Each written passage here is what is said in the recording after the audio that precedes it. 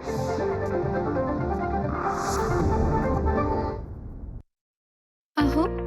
काय ग? अग काय हो?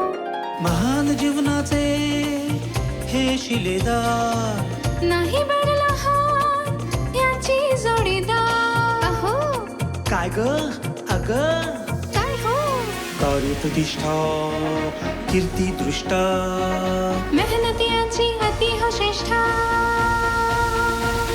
गाठी जन्माची, ऋणानुबंधाची, गृहस्थीची. जोडी बघा ही खुलून दिसे, जोडी बघा ही खुलून दिसे. आमचे हे, आमची आमचे हे, आमचे हे, आमची आमचे हे. आमची ही. नमस्कार. सह्याद्री वाहिनीच्या सर्व रसिकांचं मी स्मिता गवाणकर मनापासून स्वागत करते. जगणं ना महोत्सवासारखं करता आलं पाहिजे असं कोणीतरी म्हटलं. पण जगणं कधी कधी इतकं साधं सरळ किंवा रटाळही असू शकतं. मग त्याचा महोत्सव कसा करायचा? मुळातच श्वास घेणं आणि श्वास सोडणं म्हणजे जगणं नाहीच मुळी. श्वास घेत असताना आसमंतातल्या प्रत्येक सुगंधाचा तुम्हाला त्या त्या वेळेला प्रत्यय आला पाहिजे आणि तो घेता आला पाहिजे. यासाठी काय करायचं असतं? यासाठी स्वतः सुरात असणं फार महत्त्वाचं आहे. आजच्या प्रेमाची गोष्ट अशीच आहे. त्याच्या कंठातून उमलणारा प्रत्येक सूर त्याने सुगंधित केला. तिने त्याचा सूर आपला मानला, जपला आणि तो अधिकाधिक सुगंधित होऊन त्याची पखरण कशी करता येईल यासाठी आपला हात त्याच्या हातात दिला. अशा या सुंदर प्रेमाच्या गोष्टीच्या लग्नाला आता 35 वर्ष पूर्ण झालेली आहेत. तर आमच्या या प्रेमाच्या गोष्टीतील आमचे हे आहेत सुप्रसिद्ध गझल नवाज भीमराव पांचाळे आणि त्यांची ही म्हणजे आमची ही आहे सौ गीता भीमराव पांचाळे. आपण त्यांचं स्वागत करूया. दादा या. नमस्कार दादा. नमस्कार गीताताई. तुमचं मनपूर्वक स्वागत. महाराष्ट्राच्या सर्व रसिकांना अशी इच्छा आहे की तुमच्या प्रेमाची गोष्ट ऐकण्याची. तर आपण गप्पा मारूया. गीताताई ये. गीताताई, मला तुझं मनापासून इथे स्वागत करावं असं वाटतंय, कारण मला वाटतं आज पहिल्यांदा तुम्ही जोडीने अशा प्रेमाची गोष्ट सांगण्यासाठी आलेला आहे. थोडीशी तू अशी दबलेली आहेस, पण आज आवाज कोणाचा? तर गीताताईचा असं म्हणू. आणि तुमच्या ह्या प्रेमाच्या गोष्टीची जन्मगाठ किंवा लग्नगाठ घट्ट होण्यासाठी दूरदर्शन जबाबदार आहे. शब्दांच्या पलीकडले, बरोबर? त्या शब्दांच्या पलीकडलेमध्ये गात असलेला तो तरुण गझल म्हणणारा असा तोच आपला जीवनसाथी बनणं असं कधीतरी वाटलेलं का तुला? तसं तर नव्हतं वाटलं. फक्त मी त्या गझलच्या प्रेमात होते आणि ही काहीतरी वेगळाच प्रकार आहे. पण मला सारखं कुठेतरी असं हे आपलंय हे माझ्या आतमध्ये आहे, मला काहीतरी असं गायचंय, मला पण असं करायचंय असं आतून कुठेतरी असं वाटत होतं तेव्हापासून. पण हे भेटतील असं काही वाटलं नव्हतं. बघ ना कशी असते ना नियतीची खेळी. तू गोव्याची? हो, मी गोव्याची. दादा तुम्ही एकदमच अमरावती. बापरे, म्हणजे अमरावतीचा तो कोमल सूर आणि गोव्याचा तो पहाडी सूर एकत्र येण्याचं काही खरं तर कारणच नव्हतं. दादा तुमची भेट कशी झाली पहिली? नागपूरहून मुंबईला आलो. स्टेट बँकेत नोकरी होती आणि आमचं गाणं बजावणं सुरू झालं बँकेतच. कॅन्टीनच्या साईडला एक रूम होती तिथे, आणि तिथे सगळे यायचे ऐकायला. आम्ही जेवल्यानंतर दुपारच्या लंचनंतर बसायचो आणि मग तिथे ही पण कधी काळी येऊन डोकावून जायची. माझा एक मित्र होता गिटारवादक तिथे बँकेतच. त्यांनी हिला सांगितलं की ज्यांची गझल तुला आवडते, दूरदर्शनवर बघितल्याचं सांगते, ते आपल्या बँकेतच आहेत आणि ते आपल्या कॅन्टीनच्या हॉलमध्ये दुपारी बसत असतात वगैरे. आम्ही बसतो त्यांच्यासोबत. अशा प्रकारे मग ही भीत डोकवायची तिथे. आणि अशा प्रकारे थोडासा कसा झाला का परिचय सांगतो? तो मला सांगायचं आहे. हो सांग ना. सुरुवातीला म्हणजे बँकेचा कॉल आला नेहमीप्रमाणे आणि पहिलाच दिवस होता आणि ह्यांच्यासोबत गिटारिस्ट दिलीप मेजारी गोरेगावचाच आहे तो होता आणि तो माझ्या शाळेतला पण होता आणि तो मला एकदम भावासारखा. आणि पहिला दिवस होता. तो मला म्हणाला, चल गीता आज मी तुला घेऊन जाईन बँकेत, पहिला दिवस आहे, चल तू माझ्याबरोबर. आणि आम्ही असे रस्त्याने चर्चगेटला उतरलो आणि रस्त्याने चालत होतो आणि मग सांगत होतो आपल्या बँकेत खूप गाण्याला वाव आहे आणि छान म्हणजे सगळं म्युझिक रूम आहे, आम्ही प्रॅक्टिसला बसतो, रियाज करतो, अमकं तू ढमकं. गायचीस का? मी तुला पण गाय- गात होते. हा, हो, अच्छा, हा, मी पण हा. गात होते आणि तो माझ्या ग्रुपमध्ये पण होता. तेव्हा आमचा छोटा ग्रुप होता स्वरसंध्या नावाचा आणि मग आम्ही गाण्याचा प्रोग्राम करत होतो. आणि बँकेत जाता जाता तो मला म्हणाला आणि नंतर बँकेच्या अगदी जवळ जवळ जवळ आलो आणि मग म्हणे तुला माहिती आहे का आपल्या बँकेत कोण आहे? तर म्हटलं कोण आहे? भीमराव पांचाळे. मग इतकी क्षणभर बापरे, म्हणजे ज्या माणसाला व्यक्तीला भेटण्यासाठी मी इतके दिवस अगदी आतूर, मला नेहमी मी गोरेगावला राहत होते पूर्वी आणि गोरेगावला मला 1-2दा हे दिसले, पण असं क्रॉसिंग करणार. पण आपण एवढ्या मोठ्या कलाकाराशी कसं बोलणार ना, एवढं काय हिंमत आपली नाही आहे. आपण आपलं ऐकतो सगळं हे करतो ठीक आहे. पण जेव्हा त्याने हे सांगितल्यानंतर म्हणे आपल्या बँकेत भीमराव पंचायत, तेव्हा तो मला एकदम जो काही आनंद झाला. आणि मग आम्ही नंतर गेलो, मग म्हणे आम्ही प्रॅक्टिसला पण बसतो तेव्हा तू पण ये. तर मी म्हटलं ठीक आहे. मग बँकेत पोचलो, त्याने मला सगळं दाखवलं कुठे काय वगैरे सगळं झालं.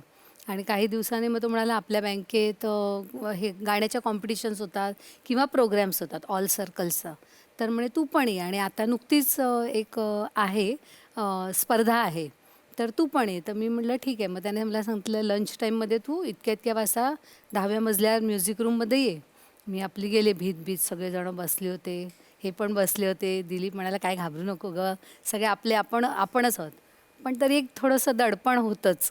आणि सगळ्यांचं ते गाणं बसलं पण होतं, मी नवीनच होते, नुकतीच लागले पण होते, सगळंच नवीन होतं. आणि मग ते म्हणाले हां ठीक आहे.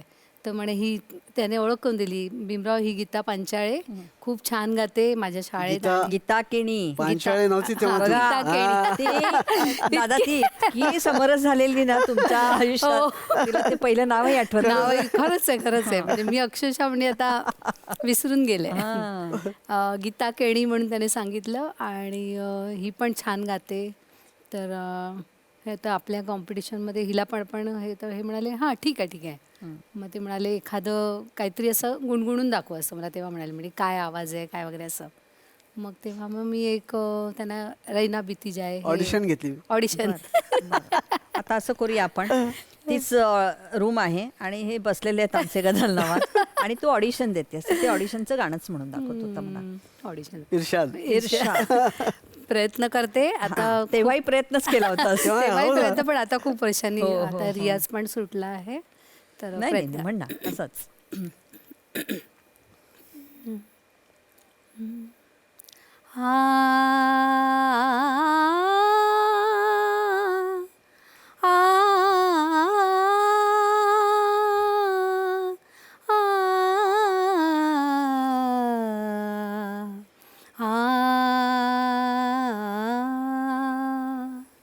रैना बीती जाए,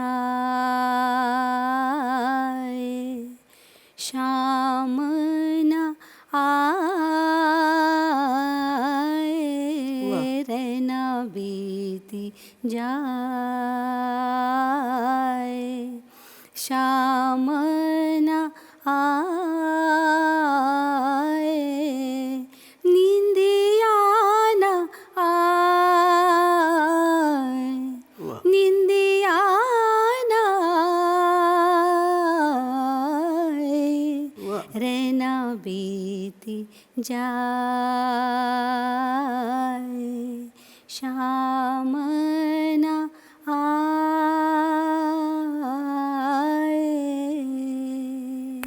वा वा वा. काय तेव्हा काय म्हटलं होतं त्याने, आता काय म्हणाल? काहीतरी रिमार्क द्या. मुलगी बरी आहे. तेव्हाही म्हटलं होतं क्या आवाज आहे, किती सुंदर आवाज आहे. आणि पास केलं होतं. हो ना. पण ते पास केलं खरंच आवाजासाठी का थोडासा कल आपल्याकडे झुकतोय असं वाटलं म्हणून? म्हणजे वा वा ते वा वा वा असं केलं? नाही नाही ना. क्या बात आहेच होतं. पण गीता 19 मजल्यावर चढून जाण्यासाठी किती काळ लागला? तू 5व्या मजल्यावर, तर 19 मजल्यापर्यंत चढण्यासाठी म्हणजे नियतीनं अशीच सोय केलेली की हा माणूस इतक्या प्रतिभेचा आहे आधीच ठरवलं होतं. हं, तर ते चढून जाण्यासाठी तुला किती धावपळ करावी लागली? धावपळ असं नाही, आधी म्हणजे हे रियाज आधी करत होते वेगवेगळे, अजून साहित्यकार आमच्या बँकेत यायचे बप्पू काळे किंवा निजामुद्दीन खाँ साहेब, निजामुद्दीन खाँ साहेब, यशवंत देव यायचे. हो, यशवंत देव रेडिओला यायचे. सगळं असलं की बँकेत यायचे, बँकेत. भेटीगाठी व्हायच्या, गाणं बजावणं व्हायचं, हो. खूप मजा असायची.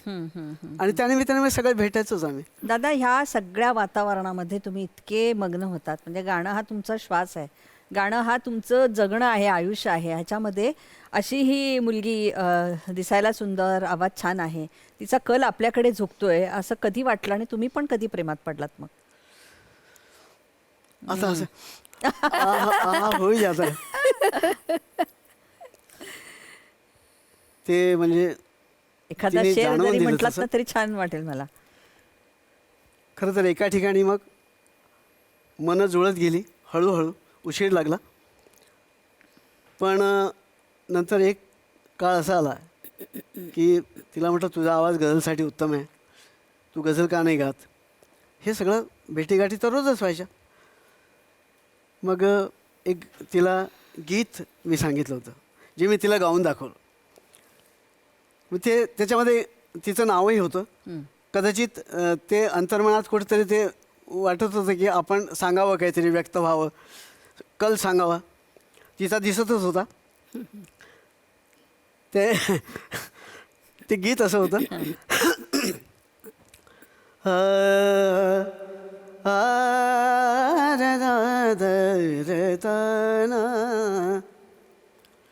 मेरा गीत अगर तुम गाते. कैलाश सिंगर त्याची रचना आहे. मेरा गीत अगर तुम गाते, मेरा दर्द अमर हो जाता. क्या बात. मेरा गीत अगर तुम गाते, मेरा दर्द अमर हो जाता. गीत स्वयं गीता बन जाते, गीत स्वयं गीता बन जाते. सुना हर अक्षर हो जाता, मेरा दर्द अमर हो जाता. मेरा गीत अगर तुम गाते, मेरा दर्द अमर हो जाता. ऐसी बात. कळला तुला त्याचा अर्थ त्यावेळेला? आणि आपल्यासाठीच हे केलं असं कळलं? असं मलाच वाटत होतं की हे माझंच गाणं आहे.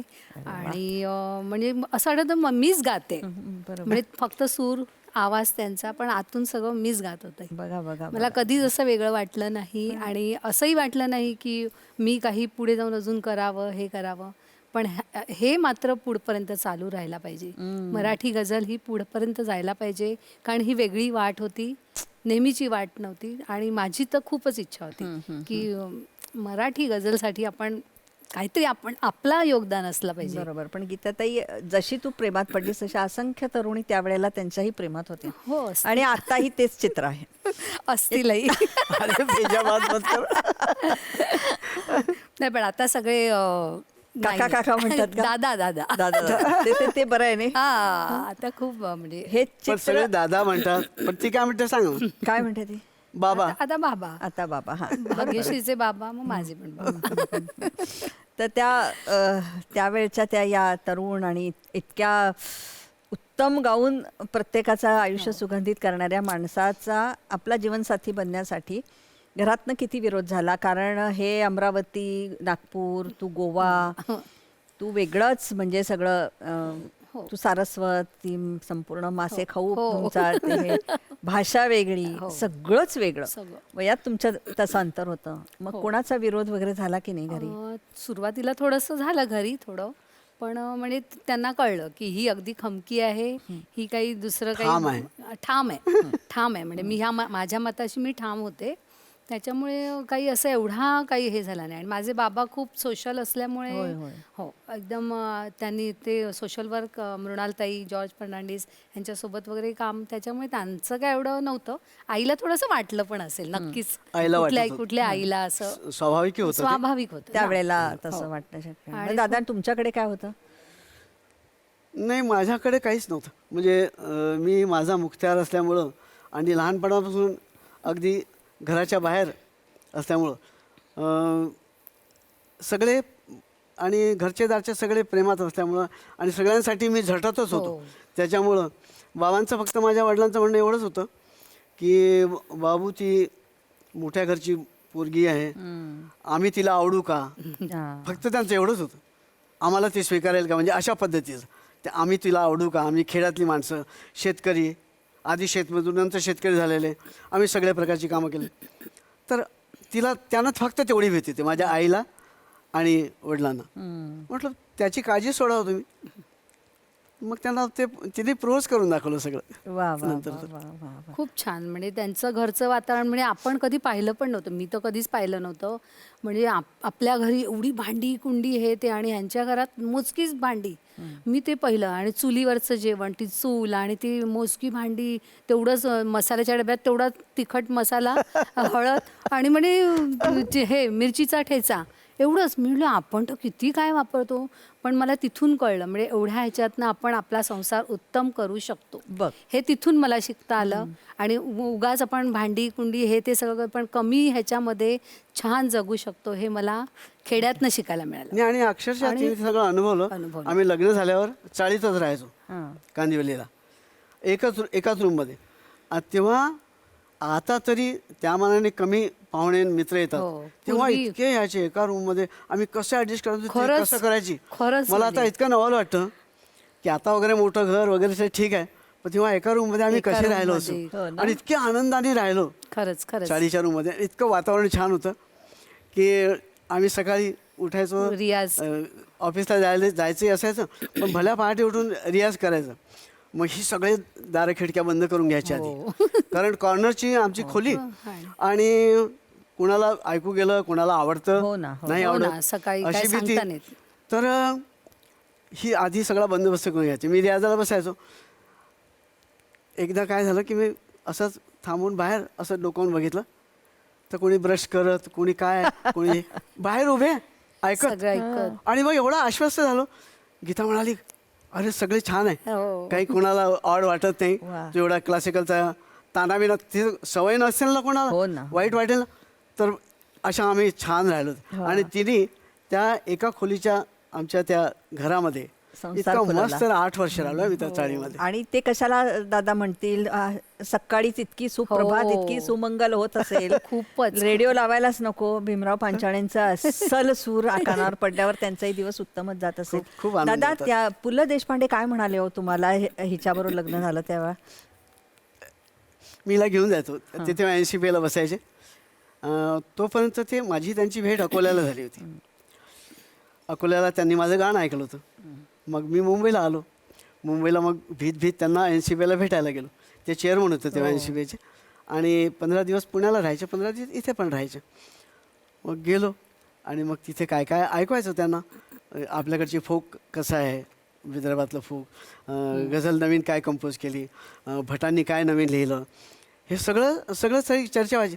आणि तुला एक गोष्ट सांगतो ना की मला आश्चर्य वाटायचं की एवढा प्रचंड मोठा माणूस आणि मी त्याच्याशी कसा काय बोलू शकतो, एवढा मोकळेपणाने सगळंच बोलतो. तर खरं मोठे म्हणतात की ते माझ्या उंचीला येऊन माझ्याशी बोलायचे. आणि इतकं रॅपो व्हायचं. आणि मी मग लग्नानंतर मी हिला घेऊन गेलो आणि मग त्यांना कळलं की हे सारस्वत आहे आणि तू अमरावतीचा आहे आणि गातो चांगला, याचा तर आनंद आहेच मला, पण तुझी बायको सारस्वत आहे याचा मला जास्त आनंद आहे. मग कधीतरी दुपारच्या याच्यामध्ये हुमण, माशाचं हुमण आणि ते करून त्यांच्यासाठी घेऊन जायची. आणि त्यांनी NCP माझा स्पेशल आर्काईव्हसाठी एक कार्यक्रम घडून आणला होता इन्व्हायटेड ऑडियन्ससाठी. आणि तेव्हा आम्ही सगळे त्यांचे इतके जवळ होतो आणि हिला खूप आवडायचे ते. आणि हिच्या हातचं जेवण त्यांना खूप आवडायचं. म्हणजे लेक मानली तुला. लेकी सर. गीता ताई, मला असं सांग की एखाद्या कलाकारावर बाहेरून प्रेम करणं, तो खूप आवडणं, त्याची कला आवडणं आणि प्रत्यक्ष लग्न झाल्यानंतर त्याची प्रतिभा सांभाळणं, त्याचे मूड सांभाळणं. आणि हा जो माणूस आपण प्रेम केला आहे तो थोडासा आणखीन वेगळा आहे, तो स्वतःमध्ये मग्न आहे. ही मग्नता भंग न करता त्याचं सूर कायम जपणं हे सोपं असतं का? अर्थात तू कलाकारच आहेस, पण तरीसुद्धा असा याची कला जास्त पुढे नेण्यासाठी तू कायम प्रयत्न केलास. अगदी खरं आहे. अगदी सुरुवातीला म्हणजे बघा लग्न सुरुवात आपलं झालं नवीन लग्न की प्रत्येक स्त्रीला कोर्ट मॅरेज झालं की कोर्ट मॅरेज प्रत्येक स्त्रीला वाटत असतं की नवरा ऑफिसमधनं लवकर यावा, मग आपण थोडंसं बाहेर जाऊ फिरायला, हे गजरा. जावं, गजरा हे ते सगळं. पण नंतर मग काही दिवसाने मला असं सुरुवातीला असं वाटायचं की आपण कुठेच जात नाही काही नाही, असं काही दिवस मला असं झालं. पण नंतर माझ्या लक्षात आलं अरे नाही हे तर काय तसं नाही आहे, हे वेगळं व्यक्तिमत्व आहे, हे काही सामान्य नवऱ्यासारखं नाही आणि आपलं काही आयुष्य सामान्य लोकांसारखं नाही आहे, आपलं असामान्य आहे, आपल्याला हे स्वीकारायला पाहिजे. नंतर मला हळूहळू लक्षात आलं, मी म्हटलं नाही आपल्याला हा मार्ग मी निवडला आहे तर आता ह्या मार्गातनं आपल्याला आनंदाने जायला पाहिजे आणि काही मला कुठेही असं दुःख आहे किंवा असं काही नाही. आणि हे सगळं मी स्वतःहून ठरवलं की करिअर करायचं तर आमचं मध्ये आलं म्हणजे करिअर कोणी करायचं तर मी म्हटलं नाही मी पाऊल मागे घेणार, तुमचं माझं आत्ता अजून मी इथेच आहे आणि तुमचं इथपर्यंत आहे तर ते आणि मला आधी मराठी गझल हे पुढेपर्यंत न्यायची होती, ही मला तेव्हापासून हे होतं. त्याच्यामुळे म्हटलं करिअरमध्ये तुमचं तुम्ही करायचं, माझं मी करीन मला जसा आनंद. आणि मला कधी त्यांनी तू गाऊ नको शिकू नको हे कधीही केलं नाही. आणि मी माझ्या आनंदासाठी मी आजही गात आहे, आजही शिकत आहे. मी आजही ह्या वयात म्हणजे एवढं वय झालं तरी ह्यांनी मला पुढाकार जबरदस्ती करून दे परीक्षा दे. मी आत्ता विचाराची परीक्षा दिली एवढ्या वर्षांनी. म्हणजे 70-72 झाल्यासारखं तू का बोलते? नाही म्हणजे त्या वयात परीक्षा द्यायची. त्या वयात परीक्षेचं आणि आता ह्या वयात आपण परीक्षात अभ्यास आणि ते सगळं डोक्यात राहतं का. आणि मग मला लक्षात आलं की हे आपलं आयुष्य असं आहे. मग कधी डोक्यात असं वाटलं नाही. मग म्हटलं नाही हे कार्यक्रम ह्यांचे दौरे हे सगळं आता आपल्याला मॅनेज करायला पाहिजे. माझी ओळख खूप तिच्या म्हणजे लक्षात यायची आणि ती म्हणायची का तुझी इतकी तगमग काय चालली आहे तुझी, काहीतरी निर्णय घे ना, आपल्या दोघांची नोकरी आहे, निर्णय घे, काहीतरी ठरव. आणि एक दिवस मग गंमत झाली की ती म्हणाली की जरा थोडंसं वेगळं बोलूया का आज, मला तुझ्याशी बोलायचं आहे, 1-2 प्रश्नांची उत्तरं पाहिजेत, तेवढीच दे आणि मग माझं म्हणतं तुला सांगते. तर म्हटलं हो. आता मला वाटलं काही नेहमीसारखं असेल काहीतरी, कुठून दौऱ्यामध्ये आता कुठे जायचं आहे, कारण माझं रेडिओ कॉन्सर्ट असायचं, चेन कॉन्सर्ट, 12-12, 15-15 दिवसाचे दौरे, सुट्टी वाचवायची म्हणून व्हीटीला उतरलं की डायरेक्ट ऑफिसला जायचं, दिवस भरायचा, सुट्टी वाचवायची आणि रियाज करायचा आणि इकडे जायचं. हे सगळं इतकं हेक्टिक होत होतं. या परिस्थितीत तिने मला विचारलं आणि मग म्हटलं की बा समजा तू नोकरी सोडली, गृहीत धरूया, आणि मी नोकरी करते आणि मग ही तर असं म्हणजे आपलं क्षेत्र असं आहे की प्रोग्राम मिळतीलच असं नाही, कदाचित मिळणारे नाहीत. आणि जेव्हा मिळणार नाहीत कार्यक्रम आणि जेव्हा तू रिकामा बसशील, काहीच नाही आहे आणि पगारही नाही आहे आणि नोकरी सोडलेली आहे आणि लोक म्हणतील तुला की बघा एवढी चांगली नोकरी होती ती सोडली आणि आता बायकोच्या भरवशावर जगतो, असं म्हणतील स्वाभाविकपणे. अगदी अगदी. तेव्हा तुला काय वाटेल? खरंच हा एक प्रश्न विचार. तेव्हा तुला काय वाटेल? म्हटलं बा मला काय वाटायचं आहे, माझ्याच बायकोच्या भरवशावर जगतो ना, मला काय वाटायचं दुसरं, मला आनंद होईल, असं म्हटलं तरी आनंद होईल. मग उद्या तुझं रेसिग्नेशन गेलं पाहिजे. बापरे काय सांगतेस. हां, असं डिसिजन होतं ते. आणि अशी आमची स्कीम पण आली होती. मग मी ताबडतोब वाटच बघत होतो असं म्हणायची, दिला राजी. पण दादा तुमचाही मोठेपणा आहे की बायकोच्या जीवावरच मी जगतोय हे सांगण्या इतका मोठेपणा सुद्धा पाहिजे. नाही तर खरं इथेच इगोचा मोठा प्रश्न असतो की आमच्यामध्ये इगो नावाचा कधीच प्रकार आला नाही, कधीच नाही. किंबहुना तुला तर सांगतो ना, म्हणजे एक्झॅगरेशन किंवा खूप अतिशयोक्ती वाटू शकते, पण आमच्या 35 वर्षाच्या जीवनात म्हणजे एकदाही आमचं भांडण झालं असं मला आठवत नाही. एकदाही. किंवा मला सोडून ती माहेरी गेली आहे असंही झालं नाही 35 वर्षात. बापरे. हे म्हणजे विचित्रच वाटेल ऐकायला, पण हे आहे, खरं आहे.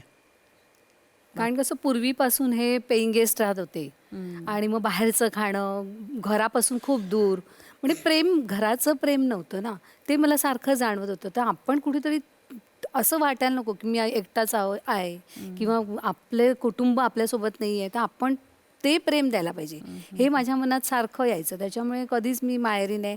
आणि कायम म्हणजे मग मी डबासुद्धा घेऊन यायची, बाहेरचं आता खायचं नाही. जेव्हा आमचं म्हटलं नेहमी ते कॅन्टीनचं खाऊन खाऊन म्हटलं नको, म्हटलं आता आपण हे, मग आम्ही मस्त एकत्र बसून कॅन्टीनमध्ये खूप आई वगैरे काही म्हणायची नाही तुला काय हे काय चाललंय? नाही नाही नाही नाही नाही, कारण तेवढं ते त्यांना माहिती होतं. मग ह्यांच्या गावची संत्री वगैरे आली ना, ती आमच्या बँकेत नुसतं पूर्ण कॅन्टीनमध्ये संत्री, सगळ्यांच्या टेबलावर ही संत्री. ह्यांच्या गावावरनं काही आलं की ते डायरेक्ट तिकडे जायचं, संत्रा बर्फी. आणि मग ते कॅन्टीन आम्ही सगळ्यांना कॅन्टीनमध्ये सगळ्यांना वाटायचो. म्हणजे आम्ही काय आमचं घरी घेऊन नाही द्यायचो. सुरेश भट आले तरी मग त्यांना बँकेत इतकं म्हणजे आमचं. दादा ना, मुली चांगला नवरा मिळण्यासाठी हरताळका पुसतात.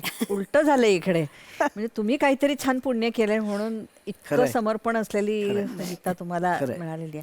गीता, या निमित्तानं जे लोक आपल्याला पाठ्यपुस्तकात दिसतात, म्हणजे भट साहेबांचा उल्लेख झाला, आता पु ल देशपांडे, किती माणसं तुला जवळून बघायला मिळाली, तुला अनुभवायला मिळाली. त्यांच्यासोबत त्यांचं विचार, त्यांच्याशी त्यांचा पाहुणचार, त्यांची अवभगत करायला मिळाली आम्हाला घरी. एकदा तर निळू फुलेंना ह्यांनी बोलवलेलं, तर आपल्याला ते निळू फुलेंचं ते बापरे हा असा माणूस, म्हटलं नको नको ह्यांना, म्हटलं काय आपल्या घरी बिरी आणू नको. मी असं म्हणजे किती आपलं ज्ञान.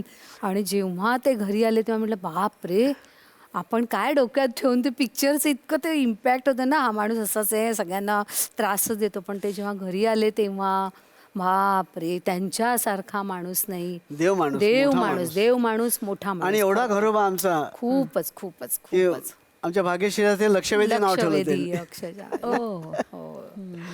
काय गो बाई काय. खूपच. दादा, ही मराठी गझल त्यावेळेला तुम्ही इतकी रुजवली की तो प्रांत वेगळा आहे तरी तो आपलासा केला. पण त्या मानानं मग जेव्हा कॉन्सर्ट होत होते त्याचं प्रमाणही कमी होतं, त्यापासून मिळणारा पैसाही कमी होता. पण हा ध्यास घेण्यासाठी गीताचं खूप मोठं तुम्हाला योगदान लाभलं. पूर्ण योगदान, पूर्ण ती घर सांभाळायची, ती सगळं येणार जाणाऱ्यांपासून तर घरच्यांपासून तर बहिणींच्या लग्नापर्यंत ती सांभाळायची. त्यांचे कपडे घेणं, त्यांचं काय करायचं. वास्तविक पाहता आम्ही एक वस्तुपाठ घालून दिला होता घरी. आमचं लग्न 11 रुपये झालंय. रजिस्ट्रारला पेढे जे 11 रुपयाचे दिले होते, एक पाव का काहीतरी नाही घेता बांधण्याला, तेवढाच आमच्या लग्नाचा खर्च आहे. तिचे कपडे काय तिने घेतले, काय केलं तेही मला माहिती. माझं तर शर्ट पण जुनंच होतं. आम्ही कोर्टातून एका ठिकाणी बसलो, 5-6 मित्र, बस चहा पाणी, 11 रुपयाचं लग्न. पण ते घरचं खेड्याच्या मानाने जे काही होतं ते सगळं मग यांनी करायचं, जे काही तामझाम असतो ते खेळायचं. पण ते आम्हाला वाटलं होतं की आमच्या पावलावर पाव टाकून आपल्या घरचे तरी पॉश लग्न वगैरे पण खर्च हे करणार नाही. पण तसं होत नाही. प्रत्येकाचे विचार आणि प्रत्येकाच्या आनंदाच्या सुखाच्या कल्पना वेगळ्या. पण ठीक आहे, त्यात वाईट वाटून घ्यायचं अजिबात नाही, मला काही नाही, कारण प्रत्येकाचं हे वेगळंच आहे थॉट सगळ्यांचे. पण तू गीताताई परिस्थिती म्हणून कोर्ट मॅरेज केलंस का तुला तसंच? नाही, आम्हाला अजिबात खर्च तामझाम नको, आम्हाला आवडतच नाही, आजही नाही. आज पण असं म्हणजे खूप आम्ही असं नटून थोडं असं, मी तर कुठेही जात नाही. तुला गंमत वाटेल, आमच्या मुलीने पण प्रेमविवाह केला. तर तिची इच्छा होती बाबा असं करूया तसं करूया. तर मी म्हटलं नाही, असं नको करू, तुम्ही कोर्ट मॅरेज करा. तर मग तुझे एवढं गोतावळा आहे, हे गझल गणगोत आहे, हे सगळं आहे, मग त्यांना काय सांगशील तू? तर मी म्हटलं त्याच्यावर एक इलाज आहे माझ्याकडे. भाग्यश्रीला म्हटलं तू असं कर, कोर्ट मॅरेजच कर, पण लोकांना सांग की आम्ही सांगू आम्ही हिने पळून जाऊन लग्न केलं असं. म्हणजे सगळ्या भानगडी मिटल्या. मग आमची मुलगी पळून गेली, तिने पळून जाऊन लग्न केलं असं आम्ही सांगू. मग सगळं खर्च मिटतात, सगळा तामझाम, हे सगळं मंडप पण काय सगळं सगळ्यांना फाटा बसतो. नाही असं. पण ते आम्हाला तिच्या आग्रहाने करून द्यावं लागलं. पण आमची इच्छा अशी होती. बरोबर. आता काय ते पुढचं जनरेशन नटणं मुरडणं हा मुळात स्त्रीचा स्थायी भाव आहे. अक्षरशः तोही छान आहे दादा, तसं काही म्हणजे घरात नाही आहेच ना, चांगलंच आहे ना ते. थोडं छान दिसणं, छान हे म्हणून तर आवडली तुम्हाला ती. पण आम्ही खर्च अवास्तव खर्च करण्याच्या खूप फेवरमध्ये नव्हतोच कधी. नाही, नसतोच. दादा, अमरावतीचा तो रानामध्ये असा खडा सूर लावण्याचा प्रयत्न करणारा हा छोटा मुलगा म्हणजे तुम्ही हो ते वर्ण घेत घेत घेत घेत सुरांच्या जशा हे असतात लडी असतात त्या उलगडत उलगडत उलगडत आज तुम्ही लता मंगेशकर पुरस्काराने सन्मानित झालेला आहात.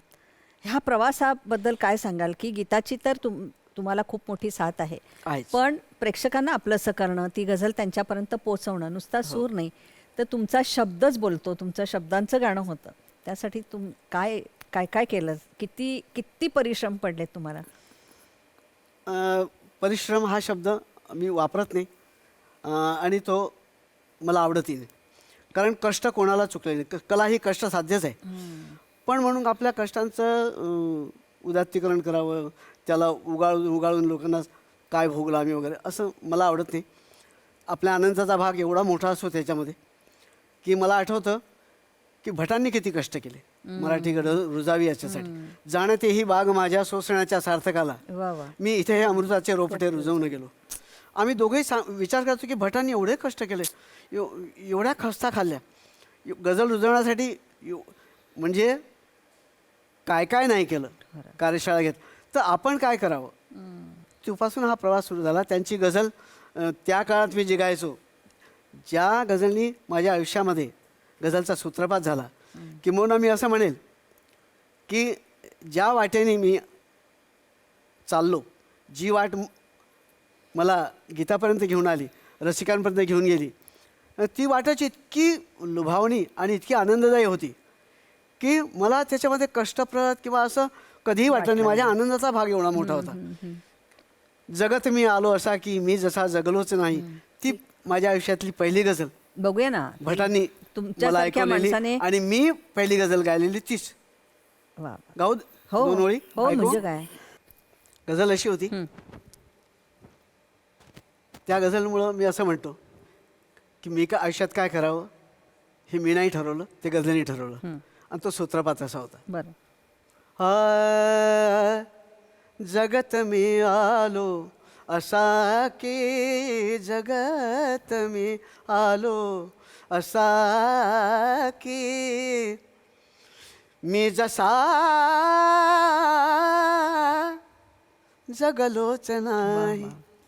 एकदा एकदा एकदा तुटलो असा की, मग पुन्हा जुळलोच नाही.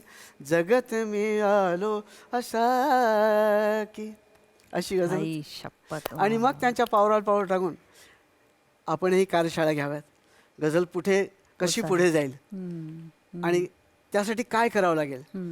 जवळजवळ 140 महाराष्ट्रभर कार्यशाळा घेतल्या, गझलसागर प्रतिष्ठानची स्थापना केली आणि 10 अखिल भारतीय स्तरावरची गझल संमेलनं घेतली, 18 पुस्तकं प्रकाशित केली. आणि त्यामुळं काय झालं की गझल लिहिणाऱ्यांना चालना मिळाली, गझलचं तंत्र सोपं व्हावं यासाठी प्रयत्न केले.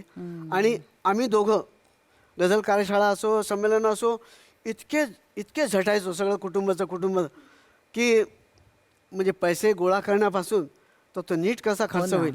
800 लोक रेसिडेन्शियल संमेलन ते कसे सांभाळायचे, पण ते पार पडायचं. ते बरोबर इतकं छान व्हायचं की अरे कसं पार पडलं, इतकं मोठं आयोजन. एक संमेलन तर मी माझ्या आष्टगावला सुद्धा घेतलं. सगळे गझलकार इथे माझ्या सोबत येतात, आनंद मनवतात, पण माझ्या गावी सगळे कधी यायचे म्हणून तुम्ही आष्टगावला संमेलन घेतलं आणि इतकं यशस्वी झालं. असा तो चांगल्या कामाची सुरुवात केली की चांगलंच होतं. पण गीता मला या निमित्तानं सांग की आसपास प्रसिद्धी इतकी पटकन मिळत होती, आकाशवाणीवर अनेक भावगीतं, चित्रपटातली गाणी गाऊन पटकन प्रसिद्धी मिळत होती. हा इतका ताजा, स्वच्छ, निरागस, सुंदर सूर गझलेच्या रूपामधून अधिक लोकांपर्यंत लवकरात लवकर पोचावा असं तुला नाही वाटायचं की नाही बाबा त्या निमित्तानं काहीतरी चित्रपटात वगैरे गाणी म्हणा, रॅम्प म्हणा, काहीतरी करा, म्हणजे एकदा नाव झालं की पुन्हा त्या गझलेकडे आपण वळवू शकतो, असं नाही वाटायचं तुला? तसं नाही, कारण कधी तो डोक्यात विचारच नाही आला. म्हणजे ऑफर यायचे त्यांना पिक्चरसाठी, चित्रपटासाठी संगीत द्या, हे द्या. एक आम्ही केला चित्रपट झंझावात नावाचा मराठी चित्रपट. त्यात चांगले चांगले कलाकार आणि आशाताई गायलेले आहे, सुरेश वाडकर, राजदत्तांचं डायरेक्शन. नंतर देवकीताई गायलेल्या आहेत, उत्तराताई आशाताई गायल्या, गायल्या. हो आशाताई, उत्तराताई, म्हणजे इतके छान दिग्गज सगळे गाणारे होते. आणि ह्या चित्रपटामध्ये ह्यांनी सगळ्या गाण्यातल्या सगळ्या विधा हो, सगळे सगळे. हो, सगळे म्हणजे गझल मुझे- सोडून. गझल सोडून गझल कारण गझलला जागा नव्हती त्या. जागा नाही म्हणजे बालगीत म्हणा, मुजरा म्हणा, फोकगीत, कव्वाली. कव्वाली होती, म्हणजे सगळंच म्हणजे इतका सुंदर चित्रपट आणि हा. पण काही तो कारणास्तव व्यवस्थित रिलीज होत नाही. असतं ते. आता ठीक आहे म्हणजे तर तर ठीक आहे. काहीतरी, पण एक छान अनुभव त्याला होता. हो, अनुभव खूपच सुंदर होता त्या चित्रपटाच्या वेळचा. आशाताईंची त्यामुळे चांगली ओळख झाली. हो, दादा कसं जवळ- काय आशाताईंना आपल्या संगीत दिग्दर्शनाखाली गाऊन, खरं तर त्या तुमच्यापेक्षा वयाने मोठ्या आहेत, तुम्ही त्यांची गाणी ऐकत मोठे हो. झाला. सर्वार्थानेच मोठे आहेत. सर्व मग कसा होता तो अनुभव? त्यांना ते चाल शिकवण्यापासून हो. आणि मुख्य म्हणजे मोठे पण असं की बरोबर तुमच्या मनासारखं येते आहे ना असं विचारणं, किंवा माझ्या मनातल्या काही जागा आल्या तर चालतील का अरे गाता गाता असं. आणि रेकॉर्डिंग झाल्यावर सुद्धा बॉम्बेला मध्येच रेकॉर्डिंग होतं, तर मनासारखं झालं ना, जाऊ मी आता. किती इतकं छान. छान. दादा आठवते ती गझल, आठवते थोडी, म्हणजे ते गाणं आठवते काय, गझल नाही? एक फोक त्यांना मी दिलं होतं फोक बसून. होतं. आमच्या ती चाल अशी होती आणि कोरस आणि आशाताई. महादेवा जातो गा माया शंकर राजा. आणि चित्रपटाच्या दृष्टीने थोडे शब्दामध्ये बदल केले होते कडव्यामध्ये, पण मुख्य चाल अशी होती जी आमच्याकडे अमरावती जिल्ह्यामध्ये आणि महादेवाच्या यात्रेला जाताना ती म्हटली जथ्याने जाते. म्हटली जायची. महादेवा जातो गा माया शंकर राजा, नदीले मोठा पूर गा, नदीले मोठा पूर कसा येंगू चौऱ्यागड. वा. असं असं ते इतक्या छान गायला होते. अरे वा वा वा वा वा, क्या बात आहे. बाबा आमटेंची तुमची भेट आणि त्याच्यानंतर आपलं एक आयुष्य बदलणं. हो. तू पण भेटलीस दादा, हो. काय ते सांग ना मला. बाबा आमटेंच्यासाठी आम्ही एक प्रकाशदादासाठी काम program- कार्यक्रम केले होते. दोन कार्यक्रम केले होते. एकाला साधण्यात आल्या होत्या तेव्हा बाबा कसरावदला नर्मदेवर नर्मदेवर होते होते. आणि त्यांचं तिथून इतकं सुंदर पत्र आलं. तेव्हा एक कार्यक्रम केला. मी श्रमसंस्कार छावणीला जायचो, हां. म्हणजे माझ्या मॅट्रिकला होतो मी आणि नंतर कॉलेजच्या जमान्यात तेव्हा मी ही गझल शिकलो होतो, जगत मी आलो असा की. आणि यदुनाथ थत्ते साहेब, परीट गुरुजी, बाबा हे सगळे असायचे त्या शिबिराला हजर. आणि मग दिवसभर काम झालं काम नाही. की मग संध्याकाळी सांस्कृतिक कार्यक्रम, कुणाला जे येतं ते पेश करायचं.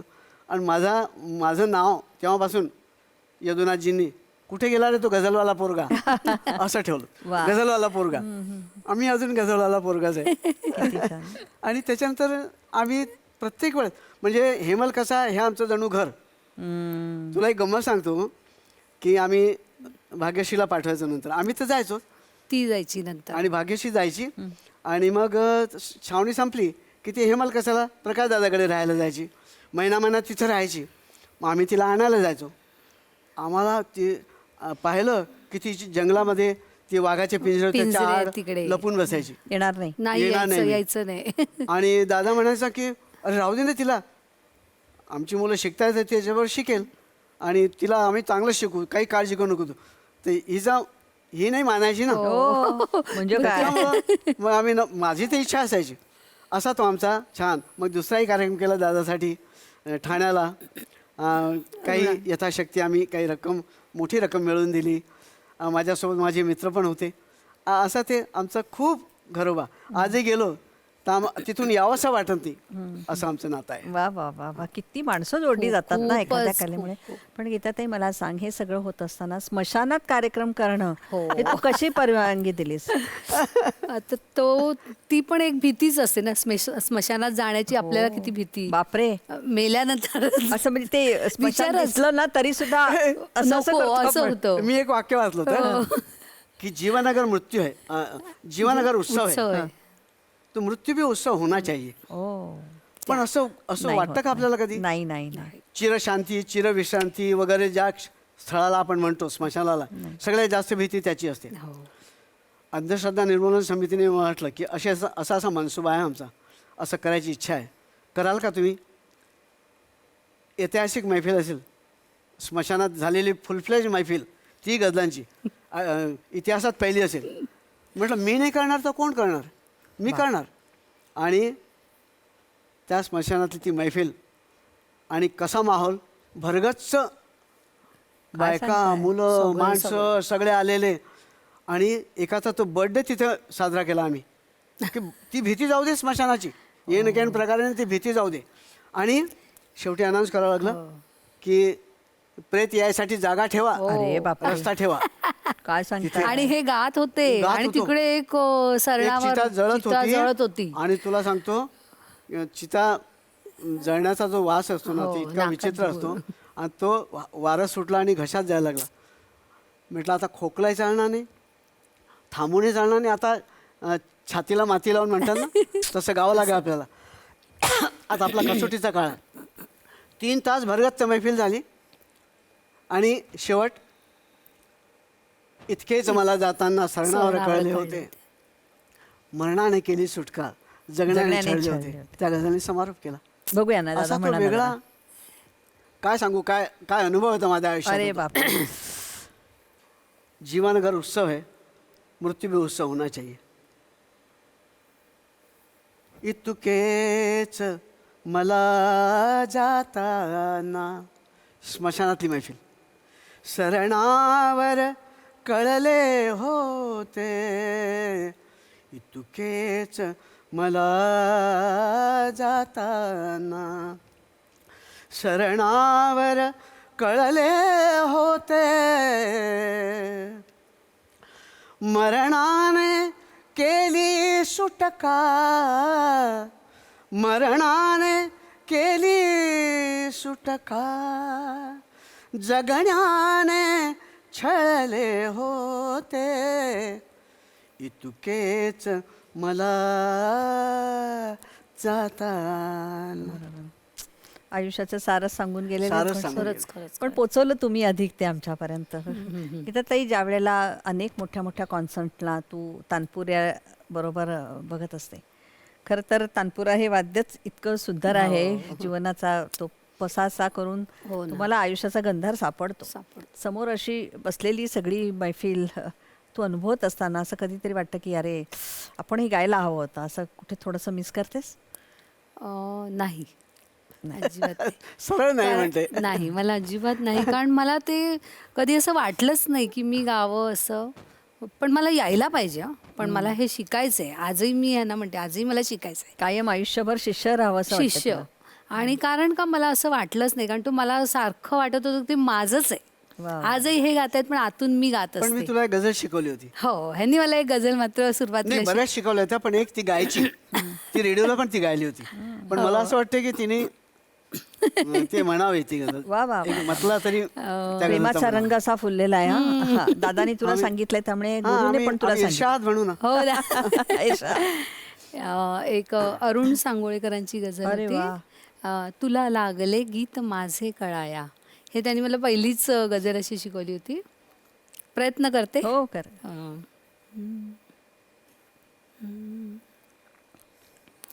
तुला लागले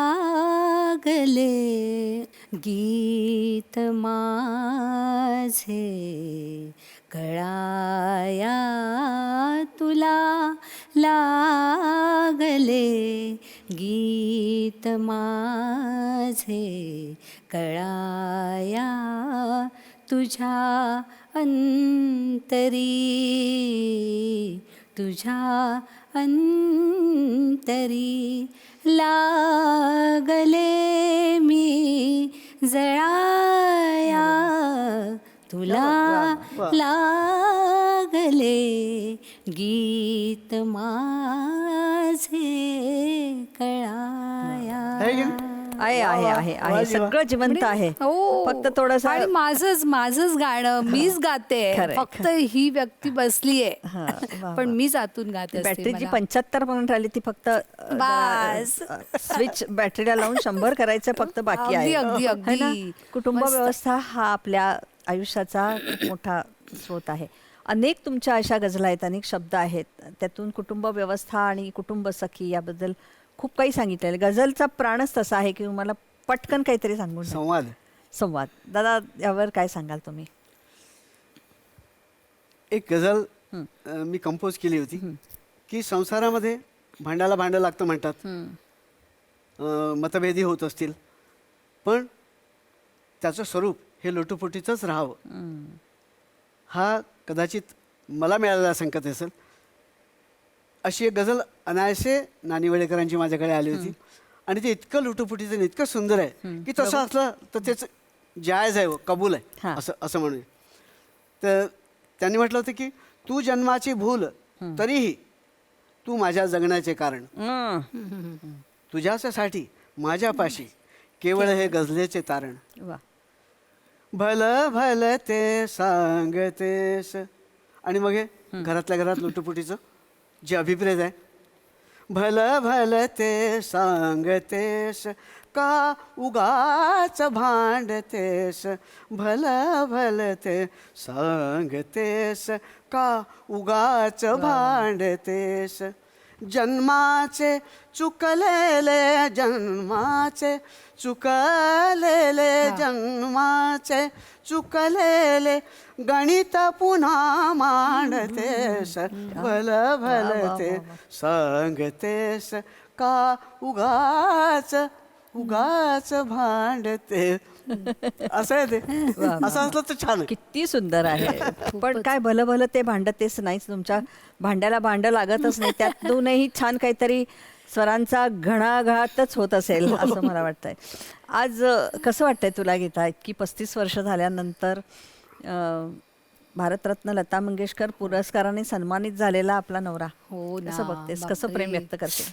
किती म्हणजे तो आनंद मी तर व्यक्तच करू शकत नाही. एवढं म्हणजे मला, म्हणजे आम्ही आमचे कॉमन हे होतं, आवड म्हणजे लताबाईंची गाणी ऐकायची, जुनी अगदी 1930ची वगैरे. आम्ही कायम काही झालं, कुठे गेलं की ती गाणी, घरात आलो की आम्ही ती गाणी, ह्याच्यामध्ये आमचा इतका वेळ जायचा ना. आणि आज लताबाईंच का म्हणजे तेच सर्वोच्च सर्वोच्च पुरस्कार त्यांच्या नावाचा गझलला मिळतोय आणि त्यात त्यांना मिळतोय. क्या बात आहे. तो माझ्यासाठी गर्वाचंच आहे. पण चर्चा करतो की हा सन्मान खरं तर भट साहेबांचा होता. हा त्यांना त्यांच्या जिवंतपणी हे मिळायला पाहिजे होतं. पण ठीक आहे, त्यांच्या वतीने आपण घेतोय. हा आपलं नाहीच आहे, हे गझलचं आहे. हे देणंच गझलेचं आहे, आपलं आयुष्याच गझलेचं आहे. होय होय. एकूणच कुटुंबाचा, जीवनाचा, जगण्याचा सूर पक्का पाहिजे, तसा तुमचा सूर पक्का आहे. लय ती सांभाळते दादा. श्वास गझल, निश्वास गझल, जगण्याचा विश्वास गझल. वा वा वा वा वा. अशीच 35 वर्ष आता तिथून पुढे सरकतोय तुमचा सगळा सुंदर प्रवास. असाच तो सुगंधित राहावा, त्याची पखरण ती करत राहील. दादा आणि ताई, तुम्ही आज इथे आलात, खूप मज्जा आली. अशीच ही प्रेमाची गोष्ट निरंतर सुगंधित राहावी यासाठी मला पूर्वक क्या बात. खूप खूप धन्यवाद स्मिता. थँक्यू.